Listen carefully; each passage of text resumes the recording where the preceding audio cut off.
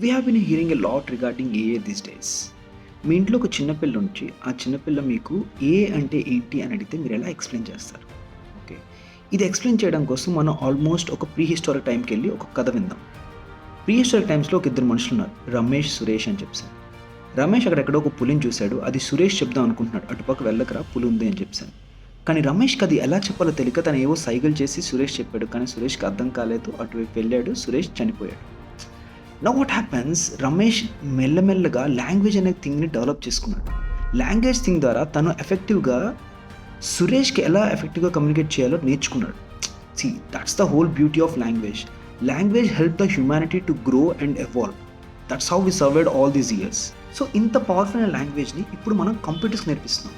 ఒక చిన్న పిల్లలకి ఎలా అయితే ఇంగ్లీష్ నేర్పిస్తున్నామో అలా కంప్యూటర్స్ మనం ఈట్, రైట్, వాక్, ప్రొనౌన్స్ ఇలాంటి బేసిక్ ఇంగ్లీష్ గ్రామర్ అంతా నేర్పించి కంప్యూటర్స్ ఇప్పుడు ఏ స్టేజ్‌లో ఉన్నాయంటే ఒక బుక్‌ని తను ఈజీగా అండర్‌స్టాండ్ చేసుకొని, దాంట్లో ఉన్న కంటెక్స్ట్ అండర్‌స్టాండ్ చేసుకొని, ఈజీగా ఒక పెద్ద పెద్ద సెంటెన్స్‌లో మనకది ఎక్స్‌ప్లెయిన్ చేయగలుగుతుందన్నమాట.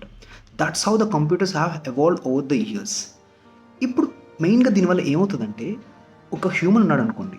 ఒక హ్యూమన్ ఒక బుక్ చదివి వేరే హ్యూమన్‌కి ఎక్స్‌ప్లెయిన్ చేయడానికి చాలా టైం తీసుకుంటాడు. Whereas computers can do that in the matter of hours. That's how fast the sharing knowledge is going to be in the future. Human ఎవల్యూషన్‌లో షేరింగ్ నాలెడ్జ్ వల్లే మనం చాలా వేగంగా ఎవాల్వ్ అవుతాం.